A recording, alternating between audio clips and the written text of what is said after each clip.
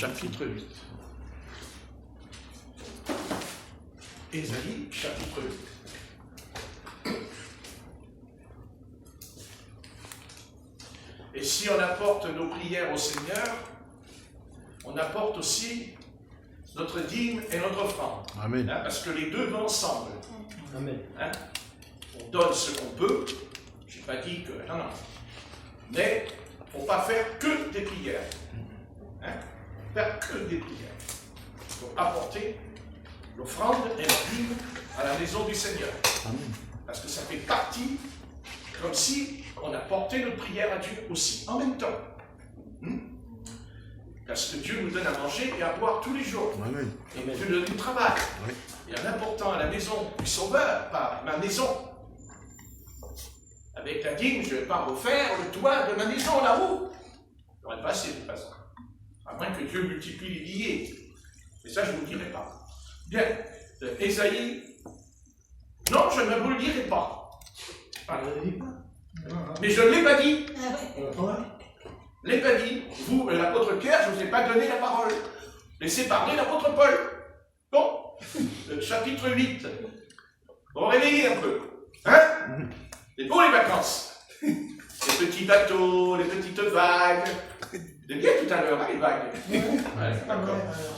Alors, on va lire dans Ésaïe chapitre 8 un passage que le Seigneur m'a montré et que je trouve très intéressant.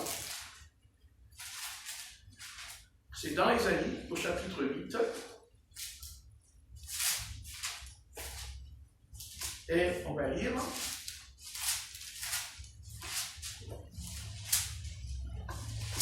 à partir du verset 5. Allez, Ésaïe, chapitre 8, et à partir du verset 5 à 8. Et je vais demander à mon frère Nicolas de le lire s'il veut bien. Oui.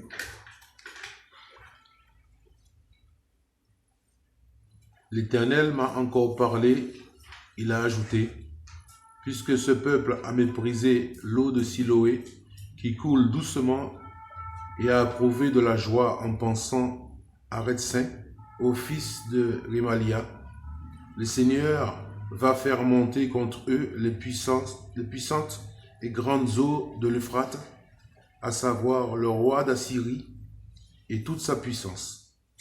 Il grossira dans tous ses canaux et débordera sur toutes ses rives. Il pénétrera dans Juda, le submergera et l'inondera, et ce jusqu'à la hauteur du cou. Le déploiement de ses ailes remplira tout ton territoire, Emmanuel.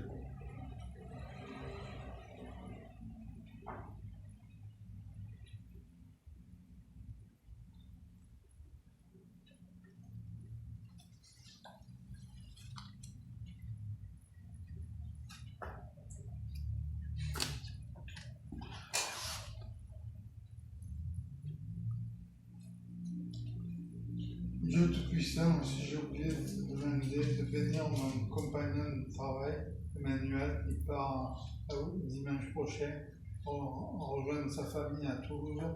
Voilà, au bout de 20 ans de coéquipage, je te supplie de le bénir, de le garder par le sang de Jésus. Amen. Amen. Bien. Donc, dans Ésaïe, au chapitre 8, le prophète Ésaïe va recevoir du Seigneur un message très particulier d'ailleurs.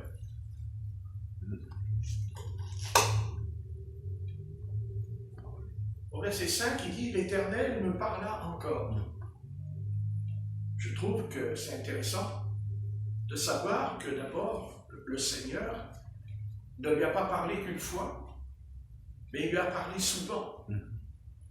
Et si le Seigneur n'avait pas parlé une fois, et 2 fois, et 3 fois au prophète Ésaïe, ce livre ne nous serait jamais parvenu. Donc, il faut comprendre que tout ce qu'on fait, tout ce qu'on dit, surtout ce qu'on dit, eh bien, il faut d'abord que l'Éternel nous parle. Quand le Seigneur dit que les faux prophètes ont des visions, et des songes. Le texte dit dans Jérémie, je ne leur ai point parlé, je ne leur ai rien dit. Et quand on parle, et que ce n'est pas le Seigneur qui nous a parlé d'abord, on va dire des âneries. On va dire des choses qui n'ont rien à voir avec la pensée du Seigneur, sa pensée. Car Dieu nous a créés et il a fait de nous des êtres à part. Pourquoi? Parce que les animaux ne pensent pas. Les animaux ne pensent pas, ils n'ont pas de pensée, les animaux. Nous avons la pensée. Par exemple, tout à l'heure, vous allez vous en aller et vous allez partir parce que vous pensez que vous allez partir. Si tout à l'heure vous pensez, pendant que je parle, vous pensez en disant « Ah, je resterai un petit peu quand même après », c'est parce que vous l'avez pensé. Vous ne restez pas là, comme ça, d'un coup. C'est parce que l'idée est en vous. Et vous allez passer à l'acte. La création, enfin en tout cas, la création de Dieu, c'est que Dieu a pensé qu'il voulait des arbres, et il y en a eu. Il a pensé qu'il voulait de la lumière, et il y a eu la lumière. Il l'a pensé d'abord. Il n'a pas agi subitement. Il a réfléchi avant de le faire. Comme nous, quand on ne réfléchit pas, on fait n'importe quoi. Et d'ailleurs, le livre des Proverbes dit que le sage s'assoit avant de prier. Il s'assoit. Il réfléchit avant de prier. Donc, le prophète Ésaïe va dire quelque chose, et il ne l'a pas dit de lui-même, parce qu'il va dire certaines choses qui vont nous aider encore en cet instant. Car l'Esprit de l'Éternel qui est en lui ne s'adresse pas uniquement à lui, ne s'adresse pas uniquement à Israël, mais Dieu avait prévu dans les générations futures que nous allions venir, nous, là, maintenant. Dieu nous a vus, là, assis, dans cette pièce. Et Dieu va dire à Isaïe quelque chose qui nous concerne, quelque chose qui est très important pour nous. Vous avez remarqué, il dit cette chose, verset 6, « Parce que ce peuple a méprisé les eaux de Siloé qui coulent doucement. » Le peuple d'Israël a méprisé les eaux de Siloé. Les eaux de Siloé qui coulent doucement. Quand on descend plus bas,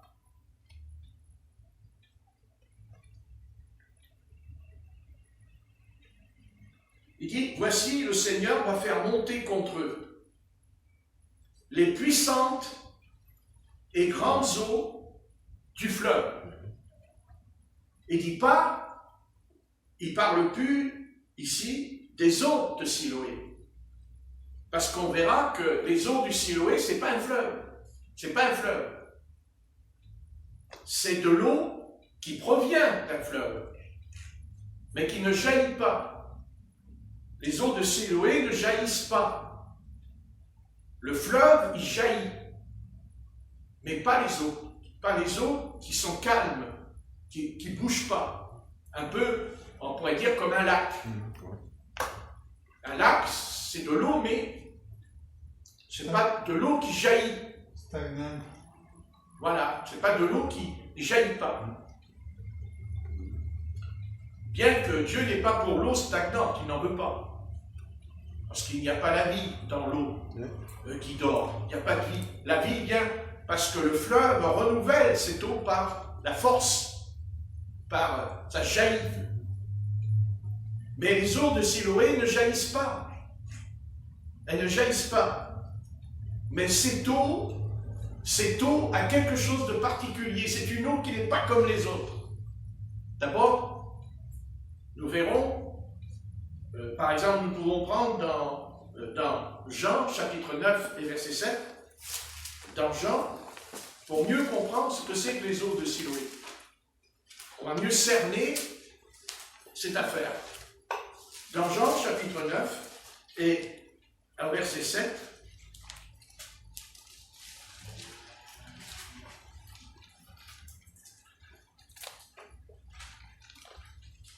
le Seigneur va justement nous parler de ces eaux de Siloé. Dans Jean chapitre 9 et verset 7,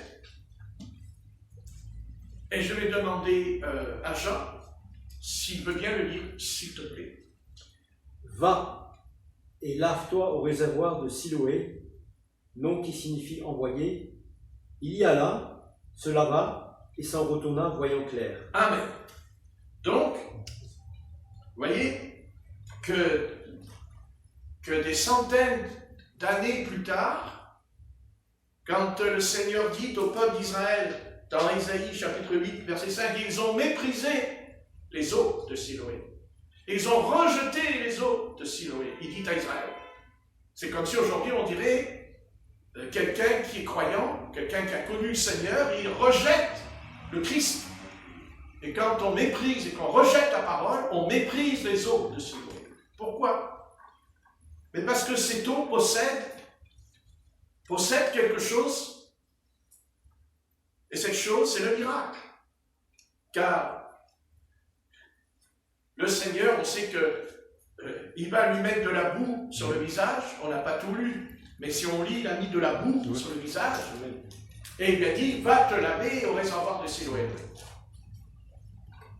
La question a été posée dans ce passage, puisque les pharisiens ont posé cette question en disant, mais est-ce que c'est à cause de ses parents, à cause du péché de ses parents, que leur fils a été aveugle de naissance? Le Seigneur, il dit non. Les apôtres aussi poseront la question, il dit non. Mais alors, pourquoi il est aveugle? Même si ça ne vient pas du péché, sa cécité, le Seigneur va quand même montrer quelque chose. Il va nous faire comprendre que c'est une question de pureté. C'est une question d'être lavé, d'être pur. Car il m'a dit, va te laver. Mais s'il n'y avait pas mis de la boue, Jésus aurait été insensé de dire à cet homme, va te laver. Pour que Jésus lui donne cet ordre, il fallait qu'il ne soit pas propre. Il fallait qu'il soit sale. Et le Seigneur lui a mis de la boue. Il met de la boue et il va l'envoyer.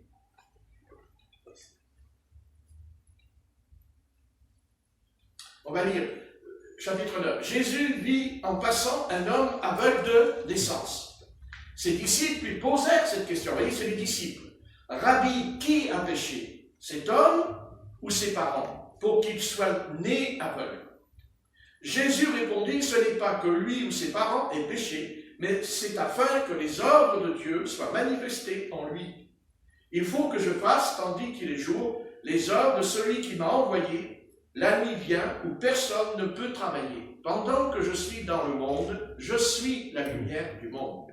Après avoir dit cela, il cracha à terre et il fit de la boue avec sa salive.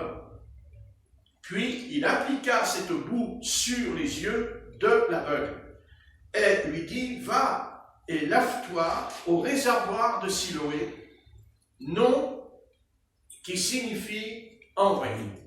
Pourquoi le Seigneur a-t-il mis de la boue sur ses yeux? Eh bien, la réponse se trouve même dans le nom de Siloé. Car vous avez lu comme moi, ce nom signifie envoyé. Ça veut dire que Jésus-Christ n'est pas venu de lui-même, mais c'est son Père céleste qui l'a envoyé. Jésus-Christ ne guérit pas lui-même, mais c'est le Père qui est en lui qui a guéri cet homme. Parce qu'il dit, Siloé veut dire celui qui est envoyé. Celui qui était envoyé par l'Éternel. Donc, le peuple d'Israël, dans l'Ancien Testament, dans Ésaïe, verset 5, nous avons lu qu'ils ont méprisé les eaux de Siloé. Et en méprisant les eaux de Siloé, ils ont méprisé l'Éternel, ils ont méprisé la loi de Moïse, ils ont méprisé carrément le Seigneur, ils l'ont rejeté, ils l'ont tourné le dos. Et bien sûr, ils ont fait une grave erreur.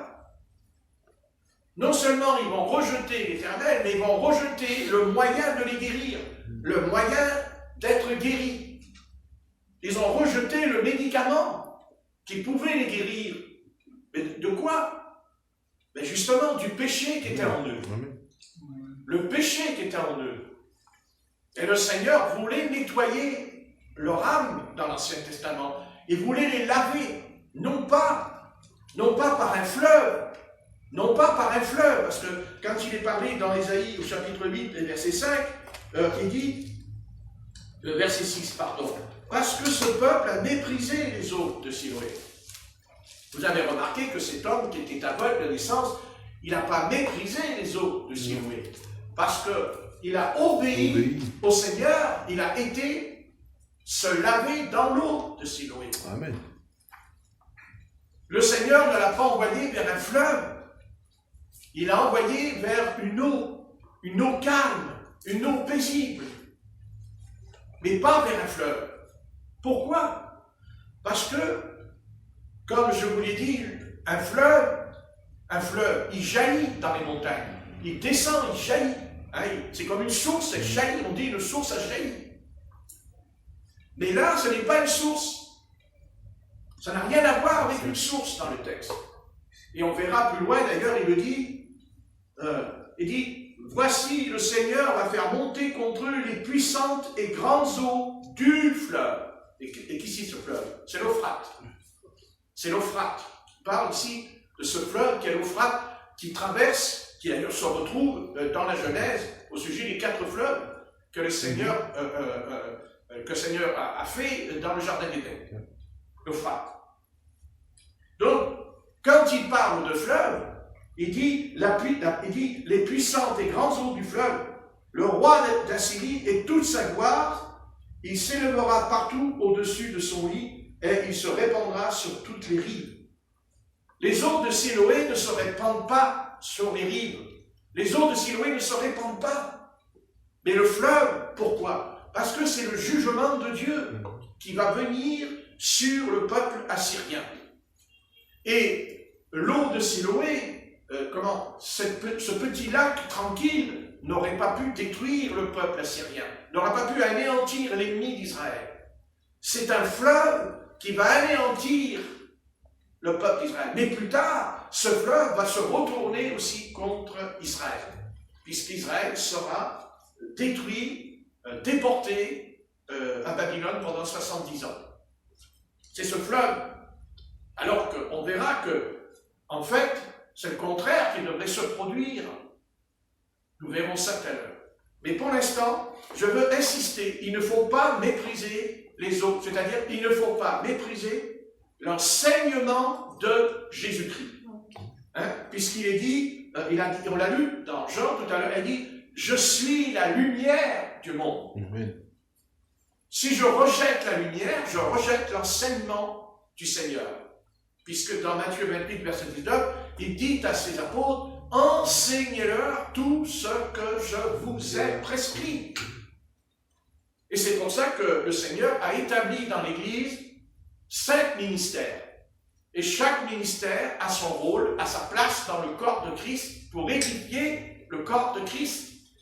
Il y a les apôtres, les prophètes, les évangélistes, les pasteurs, les docteurs. Ils ont leur place. Et chaque ministère a un but précis, c'est de nous amener à boire aux eaux de Siloé, pour être purifiés, pour être guéris. Amen. Parce que notre âme, parce que notre corps est malade, mais on oublie que notre âme aussi, elle est malade. Et que si ce corps est malade, eh bien, c'est moins grave que notre âme. Parce que ce corps, il est condamné à la poussière, il retournera dans la poussière, il périra, et les vers le dévoreront. Dans Matthieu, c'est écrit, les vers, dit le Christ, mangeront le corps. Enfin, ils mangeront le corps, qui n'a pas la résurrection en lui. Parce que quand on descend dans la tombe, on ressuscite déjà, puisque notre esprit entre dans le paradis, rentre dans le paradis. C'est le corps, ce nouveau corps qui attend, parce que nous allons recevoir un autre corps que celui-là, un corps nouveau. Comme par exemple, nous avons déjà reçu un esprit nouveau. Amen. Dieu n'a pas attendu que je meure pour me donner un esprit nouveau, puisqu'il a dit que pour entrer dans le royaume des cieux, il faut naître d'eau et d'esprit. Donc, j'entre dans le royaume de Dieu parce que je suis né de nouveau, parce que je suis né de Dieu. Et comme je suis né de Dieu, je suis devenu un fils, je suis devenu un enfant de Dieu, par la nouvelle naissance. C'est-à-dire, Jésus-Christ est le Fils unique, mais au travers de lui, qui est la semence incorruptible, il créa plein de fils. Plein de fils. Mais lui, il est le premier-né de la nouvelle création. Parce qu'il y a deux créations. Il y a l'ancienne création, celle dans laquelle nous vivons ce soir, création de colère, de péché, de révolte. C'est le péché, tout ça qui est en... Vous voyez, c'est le péché. Et le péché va être encore plus puissant. Il va être encore plus fort. Parce que quand on ne soigne pas, une maladie, elle se développe. Elle se développe. On peut avoir une petite maladie qui n'est pas grave. Et nous pensons, mais ce n'est pas grave. Je n'ai pas besoin de me soigner, ce n'est pas grave, c'est faux. Il est arrivé souvent que c'est les toutes petites maladies qui ont conduit la personne à mourir. Et pas toujours les grandes, parce que les grandes, justement, on les soigne, mais pas les petites. Et nous sommes toujours attirés par ce qui est grand. On ne fait pas attention à ce qui est petit, insignifiant. C'est ce qu'a fait le prophète Samuel. Quand il a vu Eliab, il dit « Oh, il est grand !» C'est lui le roi de l'Éternel. Et l'Éternel, il dit non. Non, ce n'est pas lui. Lui, Samuel, était un prophète. Il était loin de l'esprit de l'Éternel, mais en lui demeurait quelque chose dont Dieu a dû d'ailleurs rectifier en lui. Parce que cette faiblesse était en lui depuis longtemps. Il l'avait en lui. Et le Seigneur a dit, tu vas aller au réservoir de Siloé, tu vas te laver, prophète. Tu as un problème en toi. Tu regardes à l'apparence. Et Dieu ne regarde pas à l'apparence. Il ne juge pas à l'apparence. Pas comme nous. Dieu sait ce qu'il y a en nous. Amen. Dieu connaît nos pensées. Dieu connaît notre niveau spirituel. Il connaît dans quel état on est. Nous, on ne sait même pas dans quel état on est. On ne le sait pas.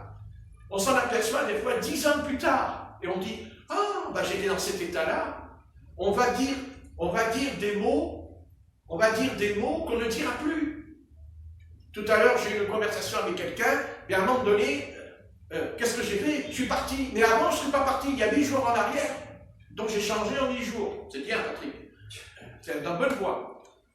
Mais il y a 8 jours en arrière, j'aurais rentré en disant, oui, c'est comme ça, non, mais rien. Vous voyez, il y aurait eu comme une excitation dans l'air. Et j'étais comme ça. Mais j'ai compris. Genre, mais non, tu ne vas pas faire ça. Mais... Tu t'en vas, c'est terminé. Même si tu perds la face, tu t'en vas. C'est tout. Voilà. Et si j'étais rentré dans le débat, peut-être que je n'aurais pas été capable de prêcher maintenant comme il faut. Ça n'aurait peut-être pas été, ou même quand j'aurais prié. Donc, ça prend du temps. De toute façon, Dieu, lui, le temps lui appartient. Amen. Et il fait ce qu'il veut. Hein? Bien sûr. Et il sait ce qu'il fait. Donc, quand quelqu'un quitte l'assemblée, eh bien, cette personne-là, elle a méprisé les eaux de Siloé. Elle a méprisé, c'est écrit. Ils ont méprisé les eaux de Siloé, c'est écrit. Il dit bien, hein? Ah oui. Parce que ce peuple a méprisé. Le terme dit rejeter les eaux de Siloé, qui coulent doucement. Qui coulent doucement. Mais qui sont efficaces. Oui. Ils sont efficaces. Parce qu'on peut avoir un grand fleuve qui est très fort, mais au lieu de vous guérir, il vous emporte et peut même Il peut même vous noyer tellement il est fort. On ne peut pas nager tellement il est fort, un fleuve. Mais dans un lac, on peut mieux nager parce que c'est calme. On peut faire la planche, par exemple. On se met sur le dos, on ne bouge pas. Mais quand il y a des vagues, on ne peut pas faire la planche. On ne peut pas, les vagues, elles peuvent nous monter par-dessus. Et on peut se noyer dans la mer. Mais pas dans un lac. C'est différent. Et nous pensons qu'il faut, oh Dieu, envoie un grand fleuve, vas-y, envoie la puissance, allez, vas-y. Puis, en fait, qu'est-ce qui reste? Rien. Oui, ça a emporté, mais 100 mètres plus loin, on retrouvera la chose. On la retrouvera plus loin. Le fleuve, il l'a emmené plus loin. Plus loin.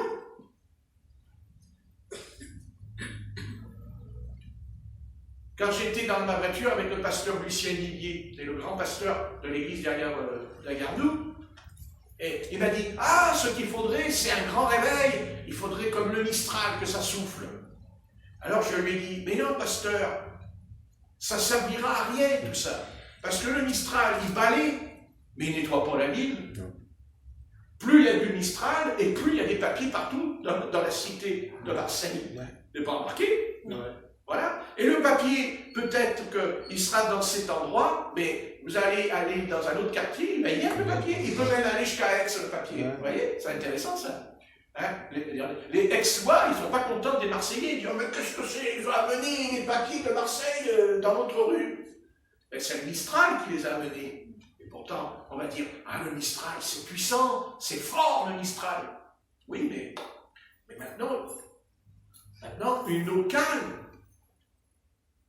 je me lave, et je suis purifié, et je suis guéri. Hein? C'est comme le prophète Élie qui était à Horeb. Hein? Le prophète qui avait prié, il y a le feu qui était descendu devant les prophètes de Baal et d'Astarté. C'était énorme. Mais quelques heures plus tard, il demandera la mort. Et dira, je ne suis pas meilleur que mes pères, je veux mourir, il dit à l'Éternel. Et pourtant, quelques heures avant, il a prié, il y a le feu qui est descendu sur l'autel devant Israël. Et puis quelques heures plus tard, il dit, je veux mourir. Voyez? Alors Dieu va l'envoyer au rêve et il va lui dire, sors de ta caverne. Sors. Un peu comme nous. Quand ça ne va pas, on s'enferme dans notre chambre, on s'enferme en nous-mêmes. Et on n'est pas heureux, on n'est pas heureuse, parce qu'on veut éviter la réalité. Alors Dieu est un Dieu qui s'occupe de nous. Dieu, c'est un être qui ne nous abandonne pas, même quand on est dans la détresse, il ne nous abandonne jamais. Amen. Et il va dire à Élie, sors de ta caverne, tiens-toi là, devant la montagne. Et d'un seul coup, il y a eu le feu, il y a eu la tempête, il y a les rochers qui se sont fendus en deux devant Élie. Les arbres ont été déracinés, il y a la puissance de Dieu. Mais Dieu dit, mais que se dit la parole? Mais Dieu n'était pas dans le feu, Dieu n'était pas dans le vent, Dieu n'était pas dans la tempête. Amen. Et d'un seul coup, il y a eu un vent doux et calme qui a soufflé. Et Élie s'enveloppa le visage. Il s'enveloppa le visage. Pourquoi? Parce qu'il avait honte. Il avait honte de son comportement, il a eu honte de son attitude. Vous voyez, Dieu n'a pas besoin d'un prophète qui veut se suicider. Parce qu'il voulait se suicider, puisqu'il dit, je veux mourir. Bien sûr, c'est l'ange qui l'empêchera. C'est l'ange qui va l'empêcher de le faire. Parce qu'il va lui donner une nourriture, il va le nourrir pour chasser cet esprit en lui. Parce que là, il était dans un état second. Vous voyez? C'était un puissant prophète, et une heure après, eh bien, c'est un prophète qui est par terre. Et nous ne parlons pas de n'importe qui, on parle d'Élie. On parle d'Élie. Élie, l'esprit d'Élie, qui d'ailleurs reviendra des centaines d'années plus tard sur un homme qui s'appelle Jean-Baptiste. Car l'ange Gabriel dira, l'esprit d'Élie sera sur lui. La puissance d'Élie, dans Luc chapitre 1. La puissance d'Élie. Et il ramènera le peuple du Seigneur à la raison, parce qu'ils se sont éloignés des eaux de Siloé.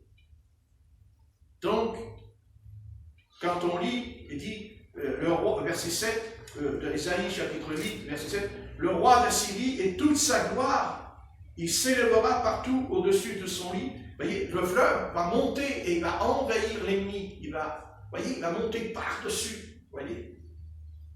Mais après, qu'est-ce que dit au verset 8? Il pénétrera dans Juda, il débordera et inondera. Il atteindra jusqu'au cou. Voyez, parce que c'est le jugement qui va venir sur Israël, sur la maison d'Israël et sur la maison de Juda. Il va venir le jugement. Et c'est pas le réservoir, ce n'est pas l'eau de Siloé qui monte. C'est un fleuve de la colère de l'Éternel qui va venir sur eux.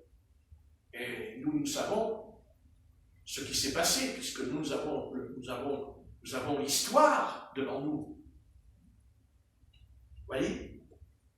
Il faut faire, voyez, le déploiement de ses ailes. Il remplira l'étendue de ton pays.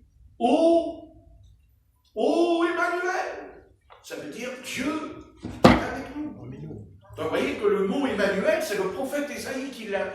Ésaïe a entendu comment allait s'appeler le Messie, Emmanuel. Amen. Des centaines d'années, des centaines de siècles avant, il a entendu l'Éternel. Il dit, l'Éternel me parla de nouveau. Et il a révélé comment s'appellerait Jésus. Il s'appellerait Emmanuel. Dieu est avec nous, dans Luc. Quand l'ange Gabriel lui a parlé. Et l'ange Gabriel ne l'a pas enseigné. L'ange Gabriel, les anges ne nous enseignent pas. Un ange ne doit pas nous enseigner. S'il fait ça, ce n'est pas un ange envoyé de l'Éternel. Un ange, et vous annonce une nouvelle. Une bonne, oui, une nouvelle. Mais il vous annonce une nouvelle, une bonne ou une mauvaise. Vous voyez? L'ange Gabriel, il est venu, il a annoncé une bonne nouvelle à Zacharie. Mais en même temps, il a aussi annoncé une mauvaise nouvelle. Et il lui a dit, tu seras muet quand même, jusqu'à la naissance de ton garçon qui va venir. Puisque tu n'as pas cru, ben, tu vas être muet. Et après, quand on a apporté les tablettes, quand son épouse, elle était là, et elle a dit, on l'appellera Jean, elle a dit. Et lui, il ne pouvait pas parler, et il a écrit Jean. Parce que Dieu lui avait dit comment il s'appellerait. Il lui a dit qu'il s'appellera Jean. Voyez? Tout est parfait. Aucun homme ne peut faire ce que je viens de dire. Personne ne peut faire cette chose. Vous vous rendez compte? Il a écrit sur les tablettes, comme Dieu a parlé sur les tables de la loi, sur la montagne Sinaï. C'est Dieu. C'est pas Jean qui a dit qu'il s'appellera Jean. C'est Dieu qui lui a dit. Il a fait ce que Dieu lui a dit. Il a obéi. Et alors, qu'est-ce qu'il dit? Il dit, sa langue s'est déliée. Et il a parlé. Il est resté 9 mois muet. Merci Seigneur. Et je dis, merci mon petit bébé de ce que tu viens au bout de 9 mois. Parce que s'il fallait que tu restes 2-3 ans dans le ventre de mon épouse, je serais muet pendant 3 ans. Vous voyez, comme quoi, des fois, on se dit, pourquoi 9 mois? On pourrait répondre, peut-être que c'était pour aider Zacharie. Pauvre Zacharie. Voilà. Bien. Remarquez, entre nous, certes, des fois, il vaudrait que le bébé ne naisse pas au bout de 9 mois pour que le mari la ferme pour de bon. Ça serait intéressant, on n'entend plus le mari. Vous imaginez les épouses, ils n'entendent plus leur mari pendant 9 mois. Quel bonheur! Je suis déjà dans le paradis du Seigneur. Et puis au bout de 9 mois, alors elle rouvre la bouche, mais il va moins dire des âneries. Vous voyez ce que je vais dire? Voilà. Parce qu'en devenant muet, il va perdre ses grandes oreilles aussi en même temps. Donc vous voyez que des fois, d'être muet, ça sert à quelque chose. Bon, bien que le Seigneur guérit les muets et les sourds. Évidemment. Donc je voulais simplement vous dire, donc dans l'évangile de Jean, on revient à l'évangile de Jean, et au chapitre 9, et verset 7, Jean, chapitre 9, et verset 7, il lui dit, va et lave-toi au réservoir de ce Siloé. Donc vous voyez que le Christ a tout accompli sur la croix. Il est mort pour nos péchés. Il est mort pour nous laver de tout péché et de toute iniquité. Le but d'une conversion, ce n'est pas d'appartenir à une église, c'est d'être lavé, d'être propre. Ah oui. On peut être ensemble et avoir en nous de l'impureté. On peut être ensemble, avoir des choses en nous, comme par exemple la jalousie. On peut être jaloux. Et vous savez que la jalousie, c'est terrible, la jalousie. Oh, la jalousie, ça a mené Caïn à tuer Abel. Amen. Alors, aujourd'hui, on ne va pas tuer quelqu'un parce qu'on est jaloux, mais on peut le tuer par la langue. Et Jérémie dira, ils m'ont tué par la langue. Ils m'ont tué par la langue. C'est-à-dire en critiquant, en jugeant, en portant de faux témoignages. Souvent, quand il y en a qui me critiquent, je leur dis, tu as des preuves? Est-ce que tu as des preuves de ce que tu me dis? Alors il me dit, non, je n'ai pas de preuves. Alors je lui réponds, tu parles par émotion. Tu es émotif. C'est ce qui te pousse à dire des choses qui ne sont pas vraies parce que c'est l'émotion qui l'emporte sur la raison. Mais as-tu des preuves? Si tu n'as pas de preuves, tu n'as pas à me juger.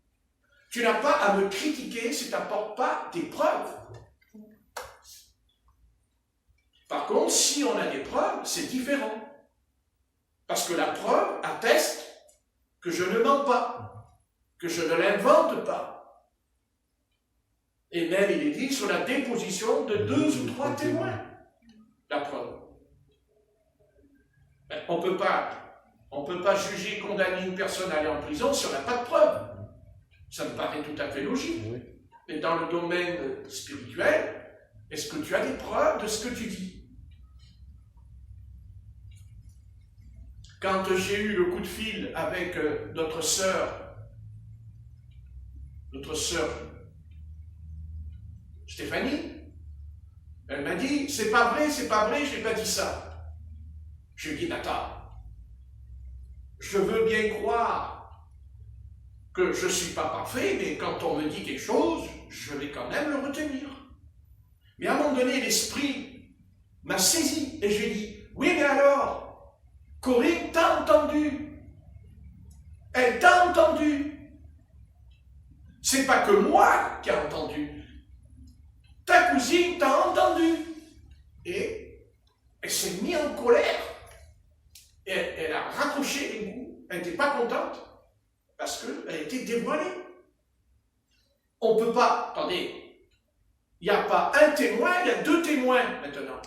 Il faut faire attention quand on dit c'est pas vrai. Donc, as-tu des preuves? Oui, j'ai des preuves. Donc, si on apporte des preuves, et si on est humble, on se repent. Amen. On demande pardon. Se repentir en grec, ça veut dire faire volte-face en grec. Faire volte-face en grec. Se repentir. C'est-à-dire, quand je me repens, je regardais comme ça, et quand je me repens, je me retourne et je regarde comme ça. C'est ça la repentance. La repentance, c'est pas de chialer, c'est pas de pleurer, c'est pas de gémir dans la prière. Oh Dieu, j'ai mal fait, pardonne-moi, puis je pleure. Non, il ne faut pas que pleurer. Il faut changer. Il faut pratiquer la parole. Amen. L'apôtre Jacques dira, ne vous contentez pas d'être des auditeurs. Il ne faut pas être que des auditeurs, mais mettez en pratique la parole. C'est-à-dire, changer de comportement, changer de conduite, changer d'attitude. Ça, c'est la véritable repentance. Et le peuple d'Israël n'a jamais voulu se repentir, et aujourd'hui, de toute façon, même aujourd'hui, il n'a pas envie de se repentir. Il se sert de la loi pour se justifier. Il se sert des commandements. Il se sert du passé de leur histoire pour se justifier. Mais Dieu n'appelle pas le peuple d'Israël, Dieu n'appelle pas la nation, il appelle l'individu. Dieu ne dit pas, je veux que la France se repente. Il dit, il faut que toi, tu te repentes. Il faut que le Français se repente, pas la France, le Français se repente. C'est-à-dire, c'est personnel, c'est individuel. Amen.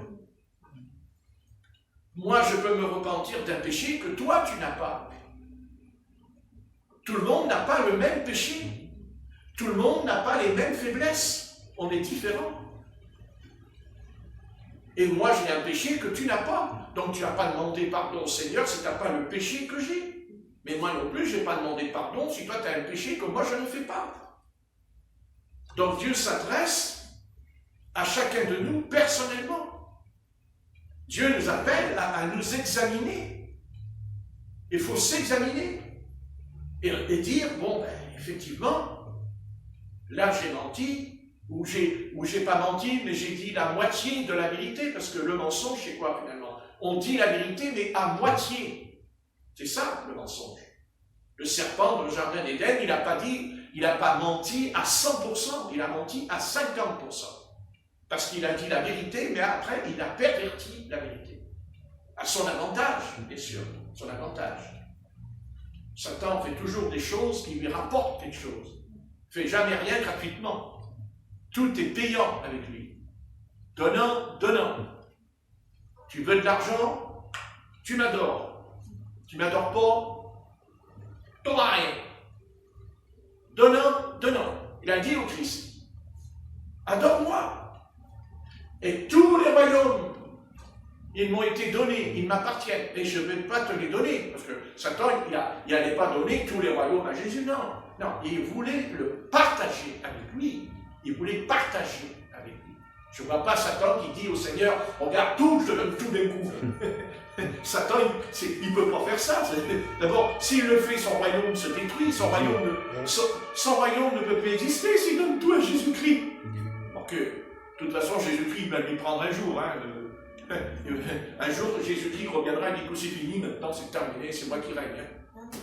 Alléluia. Alléluia. Un jour, c'est moi qui règne, hein, parce que, d'ailleurs, tu le sais que je vais régner, puisque déjà ce soir, dans cette pièce, j'ai des enfants qui règnent déjà avec moi. Hein. Amen. Je veux dire, je suis déjà assis en eux, sur le trône. Je suis dessus en eux. Alors un jour, tu passeras à la casserole. Mais il le sait. Parce que s'il ne le savait pas, pourquoi il nous combat? Pourquoi il nous combat? Pourquoi il nous ennuie? Pourquoi il essaye de nous détruire? Pourquoi? Quelle est la raison? Ben c'est parce qu'il y a une cause à effet. Donc lui, Satan, il sait aussi pour Israël. Pourquoi il s'en prend toujours au peuple d'Israël? Pourquoi Israël a tant d'ennemis? Dans le monde, il y a une nation qui a un ennemi. Par exemple, la Chine contre les États-Unis, la Russie contre les États-Unis. Mais avec Satan, c'est différent. Le peuple d'Israël n'a pas un ennemi. Il a des centaines de nations qui sont contre lui. Pourquoi? Mais parce que Satan sait que le Christ, le fils de la maison de David, parce que Satan, il sait que quand Jésus-Christ va revenir, il ne va pas régner à Paris, il ne va pas régner à New York, il ne va pas régner à Moscou, à Jérusalem. Amen. Il revient à Jérusalem.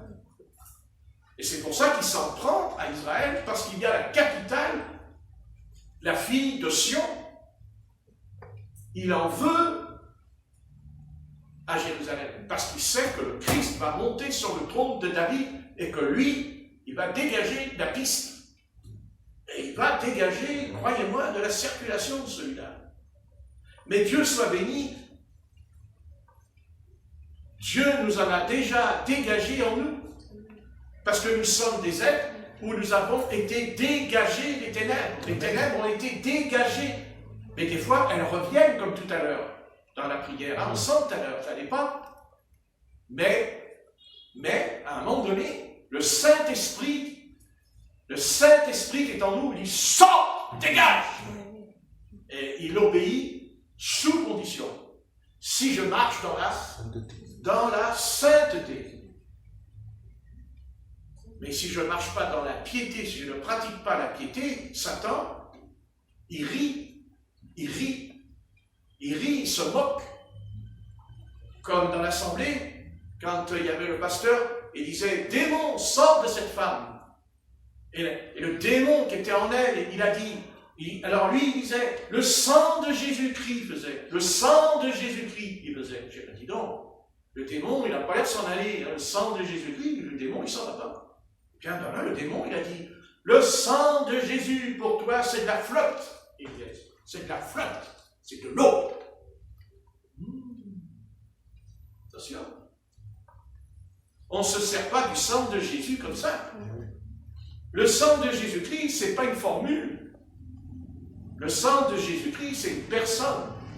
Et cette personne, elle s'appelle Christ. Christ. C'est-à-dire la parole, le Verbe incarné dans la chair, semblable à l'autre, mais sans péché. C'est Dieu qui s'est incarné, Dieu lui-même s'est incarné dans le Fils, qui est la parole, le Verbe. Ce qui a fait de nous des enfants de Dieu. Il dit, nous sommes nés, nous sommes devenus enfants de Dieu, dit l'apôtre Jean, chapitre 1, vous lirez. A donné le pouvoir de devenir enfants de Dieu. Car autrefois, nous étions enfants du diable, dit l'apôtre Paul. Enfants du diable. Nous sommes devenus enfants de Dieu. Nous sommes devenus la semence, nous sommes devenus la semence de Dieu. D'ailleurs, c'est pour ça que l'Éternel dira à Ève, dans le jardin d'Éden, suite à sa chute dans le péché, il lui dira, ta semence écrasera la semence du serpent. Écrasera la semence du serpent. C'est une question de semence. Car seule une semence porte du fruit. Chaque semence porte du fruit. L'ivraie porte du fruit. Le blé porte du fruit. C'est la semence, chaque semence. Personne n'échappe à cette origine de la création de l'Éternel. Dieu créa les semences. Et dit, selon son espèce. Et Dieu trouva que cela était bon. Dans la Genèse, chapitre 1, chapitre 2, vous lirez.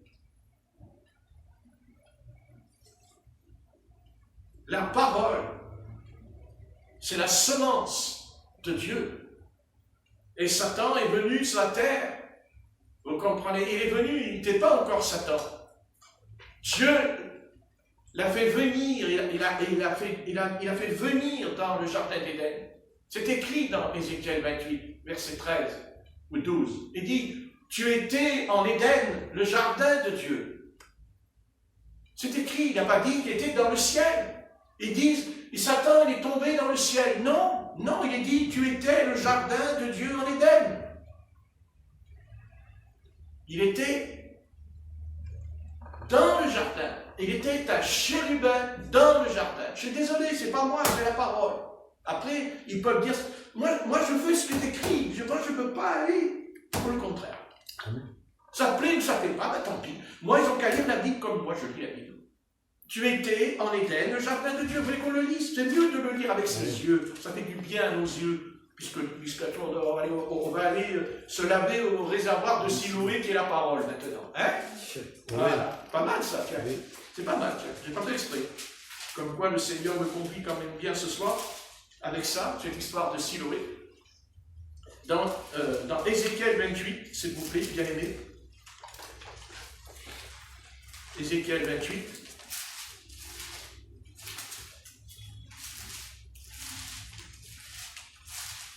Voilà, et on n'a qu'à lire, verset 13, tu étais en Éden, le jardin de Dieu. Tu étais couvert de toute espèce de pierres précieuses, de sardoise, de topaze, de diamant, de chrysolite, d'onyx, de japs, de saphir, d'escarbouche, d'émeraude et d'or. Verset 14, tu étais un chérubin protecteur. Le texte hébreu, il dit un chérubin d'onction, aux ailes déployées. Les chérubins d'onction. Et on peut même aller, on peut lire d'autres textes. On peut lire dans Ézéchiel 28 et verset 3, voici, tu es plus sage que Daniel. Rien de secret n'est caché pour toi. C'est pour ça qu'il a pu révéler à Ève un secret. Il lui a révélé un secret que l'Éternel a caché à Adam et Ève. Et qu'est-ce que ce secret? C'était une question de semence. Satan savait que Adam était une semence de Dieu, puisque la Bible dit que Adam a été créé sans que l'homme passe par un rapport sexuel. Il n'y a pas eu de rapport sexuel pour Adam et ni pour Ève. Pourquoi? Si c'est faux, cette révélation avec le serpent, alors pourquoi Ève? Après tout, Ève, elle aurait pu venir autrement. Adam aurait pu aller coucher avec un animal, et il aurait eu un enfant, est-ce que vous croyez? Il en aurait eu un. Ben bien sûr, sa semence, elle aurait été dans la femelle. Que ce soit un homme, que ce soit une femme ou un homme, une femme, que ce soit une femme ou un animal, ça change quoi? Il a déposé les semences. Et oui, et c'est ce que le serpent fera.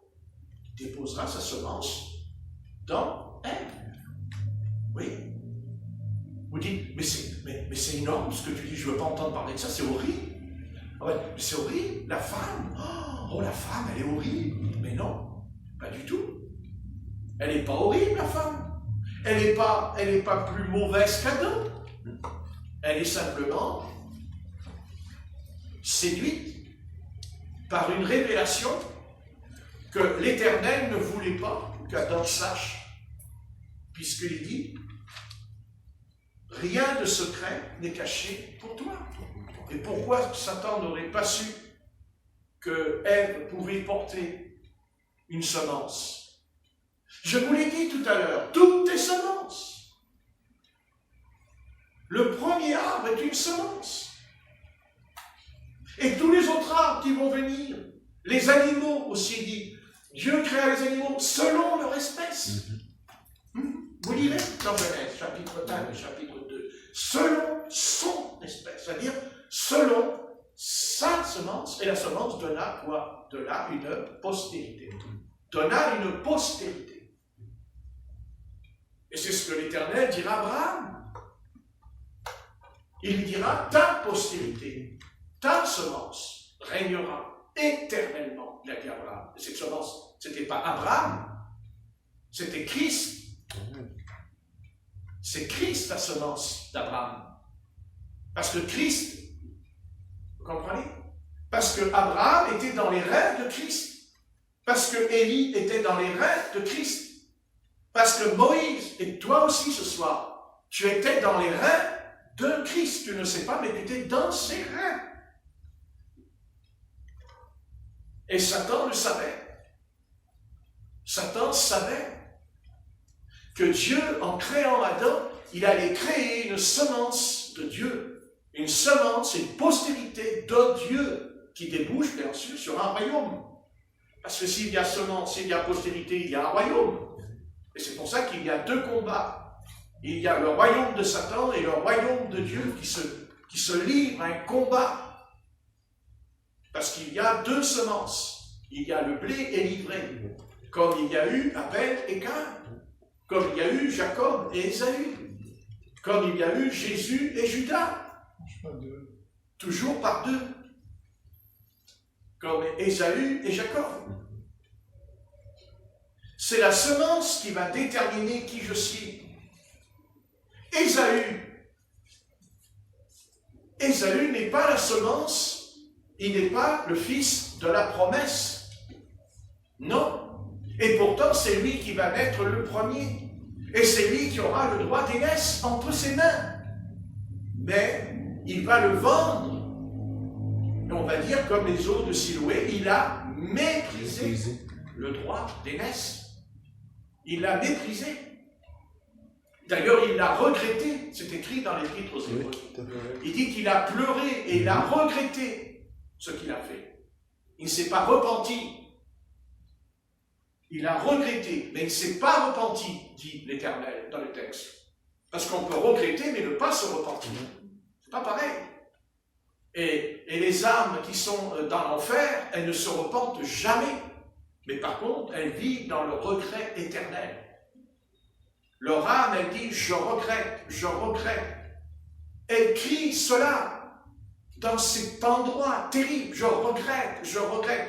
Oh, si j'avais su un tel point que dans Luc 16, il est dit que le riche, il dit à Père Abraham, envoie quelqu'un dans ma famille pour lui dire de ne pas venir dans cet endroit. Et le Seigneur lui répond, le Seigneur Abraham, c'est pareil, il lui répond, non, c'est hors de question. Et il leur dira, ils ont les prophètes et ils ont la loi. Ils n'ont qu'à l'étudier. Pas seulement l'étudier, mais croire ce que dit, parce que je peux étudier mais ne pas croire. J'étudie la parole intellectuellement. Mais Dieu, il ne veut pas que j'étudie. Non. J'étudie la parole pour que mon cœur soit remplacé par un autre cœur. Amen. Parce que Dieu en réalité ne purifie pas mon cœur. Le prophète Ézéchiel, il dit, Dieu nous donne un autre cœur et un autre esprit. Amen. Amen. Notre cœur est trop mauvais. D'ailleurs, des fois, on dit, ah Seigneur, je me lave, je prie. Mais 15 jours après, on recommence. C'est pas vrai? On recommence la même chose. Ouais, et des fois, même, on va au même endroit où on a dit qu'on n'y retournerait pas. Et encore, on n'est pas obligé de pécher en sortant dans la rue, on peut pécher sous son toit. Vous voyez? Pas besoin d'aller bien loin pour pécher.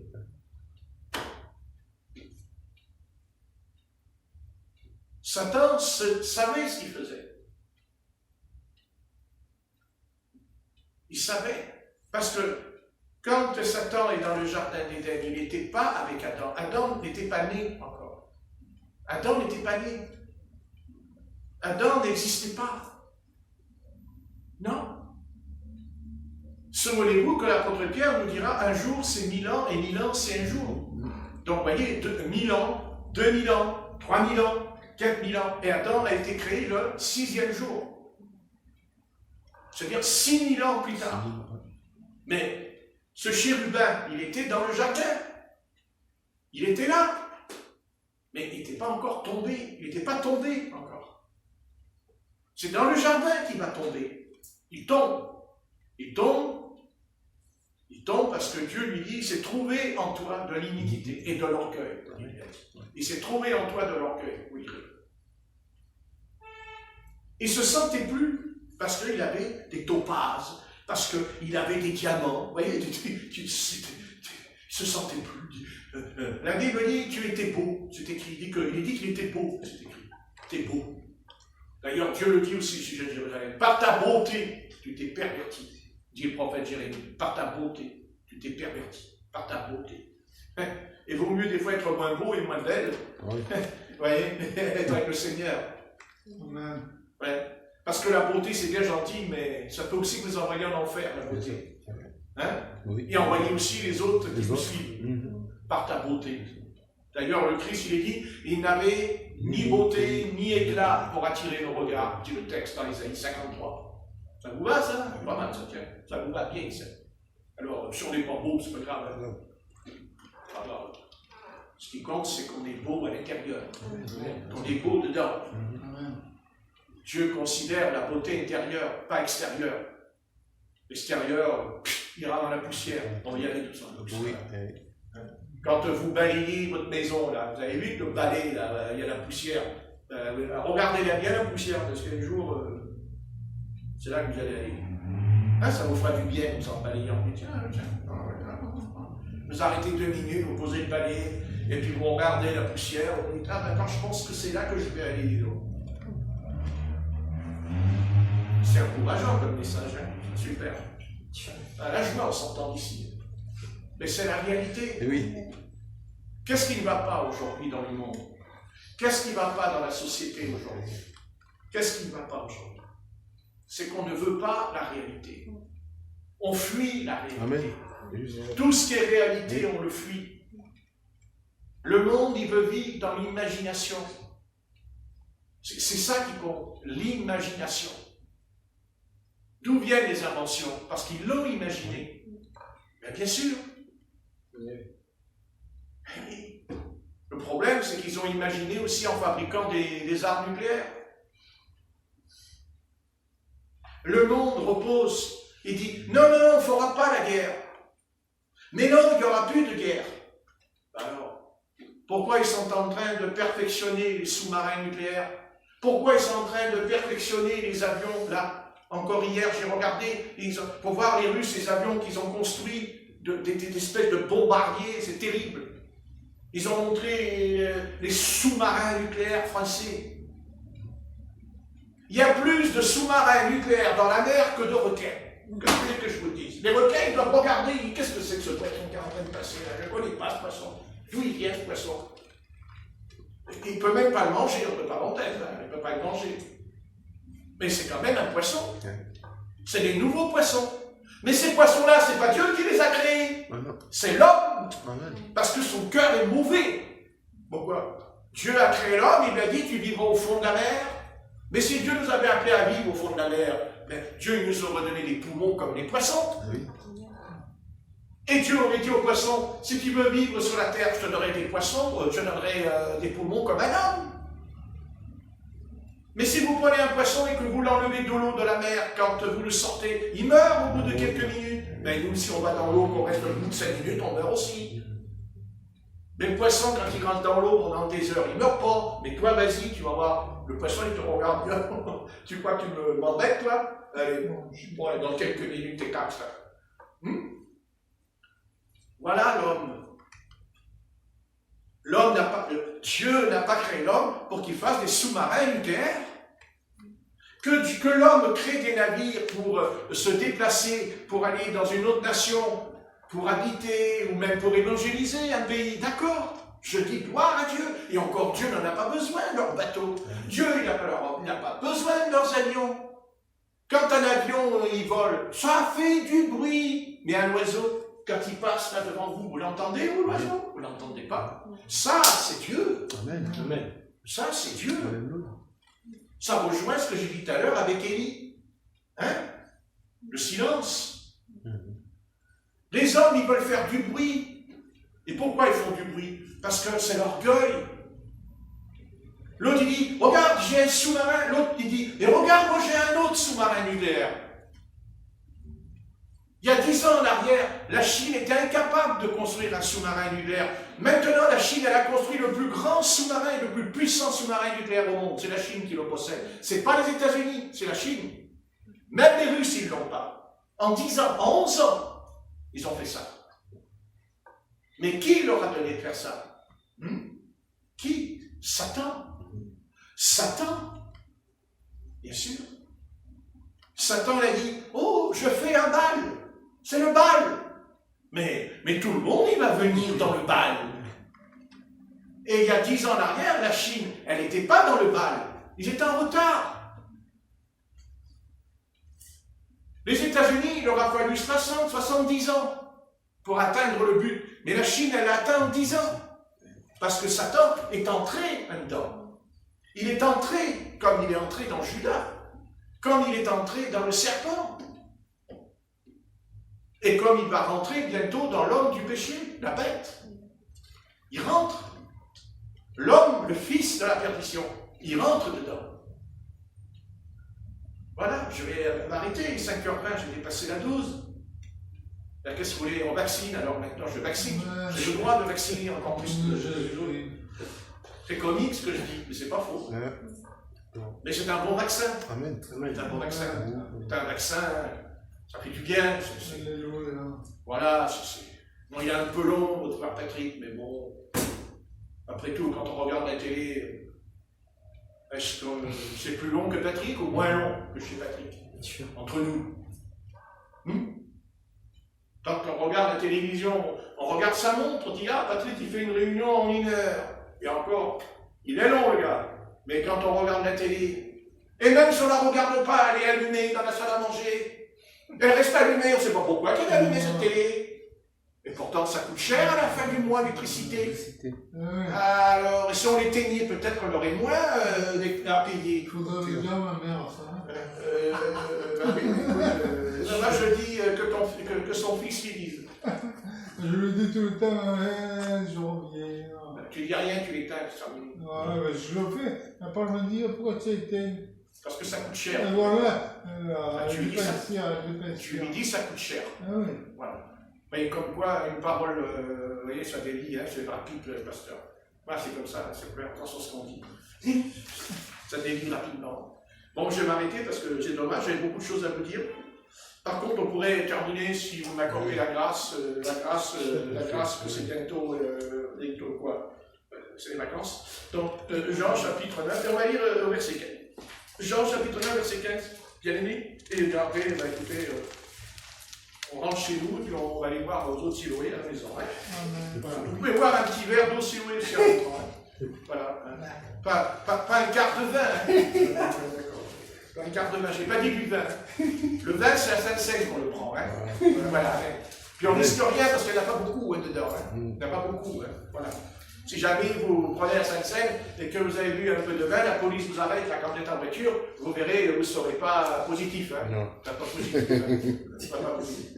Non, parce qu'il ne faut quand même pas. Faut pas croire que c'est parce qu'on boit toute une bouteille de vin qu'on est plus spirituel à la Sainte-Seine. Hein. Hein? Voilà. Surtout que on est 3, 4, 5, 6, 7, 8, 9. Ah, et non, ça fait 9 bouteilles de vin. Et donc, je me fais un grenier, moi, ici. Hein. Un grenier. Une cave. Tu as raison, plutôt une cave. On sent que Georges est là quand même. Hein. Ce sent Georges, le pasteur, il dédie carrément de la parole. Hein. Mais tu as raison, dans une cave. Tu as raison, dans une cave. Et on lit au verset 15, s'il vous plaît. Pardon. Si j'ai mis mon papier, je suis plus j'en suis. Bon, mais c'est pas grave. Ah, il est là. Alors, dans Jean chapitre 9 et verset 15, verset 15, qu'est-ce que c'est écrit? De nouveau, les pharisiens lui demandèrent comment il avait pu voir. Et il leur dit, il a appliqué de la boue sur mes yeux et je me suis lavé et je vois. Hein? Et je vois. Au verset 11, on a lu le verset 7. Lisons maintenant le verset 11. Il répondit, l'homme qu'on appelle Jésus a fait de la boue, a oint les yeux et m'a dit, va au réservoir de Siloé et lave-toi. Je suis allé, je me suis lavé et j'ai pu boire. Amen. Amen. Maintenant, je pourrais dire une dernière chose, c'est toujours quelque chose avec ce frère, mais bon, qu'est-ce que vous voulez, ça me passionne la Bible. J'aurais voulu... Attendez, hein. Attendez. Une seconde, s'il vous plaît.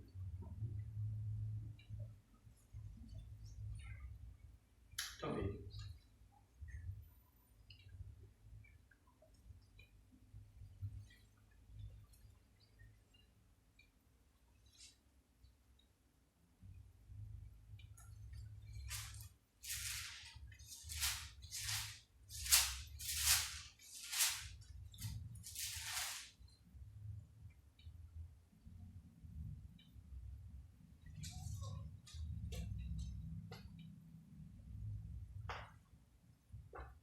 Je voulais terminer par ce passage où, vous savez, où Jésus parle d'un jugement, et Jésus dira au sujet il dira la tour de Siloé.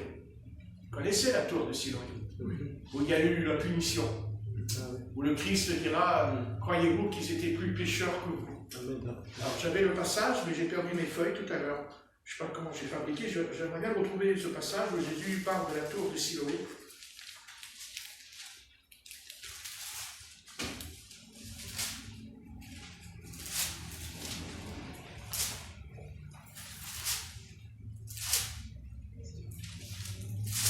Bon, enfin vous savez, vous connaissez C'est dans l'histoire. Jean 12, 35. Merci Jean.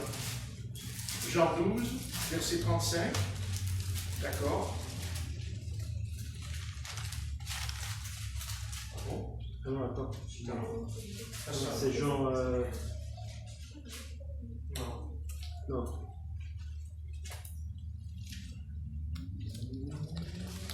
Non, c'est dans. Tour de Siloé. Je me suis trompé.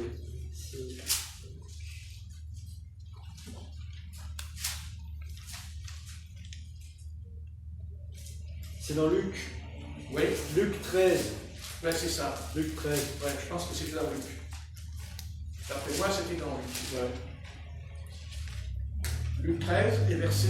Ouais, on peut commencer verset 1. Non, mais je ne veux pas tout lire, hein. Je veux Ah. pas. Non, c'est trop long. Donc, Luc Bah, 13. lis-le. Bon, allez, vas-y, lis-le. Ouais. Vas-y. Ouais, lis-le. En ce même temps, quelques personnes qui se trouvaient là racontaient à Jésus ce qui était arrivé à des Galiléens dont Pilate avait mêlé le sang avec celui de leur sacrifice. Il leur répondit: croyez-vous que ces Galiléens aient été de plus grands pécheurs que tous les autres Galiléens parce qu'ils ont souffert de la sorte? Non, je vous le dis, mais si vous ne vous repentez, vous périrez tous également.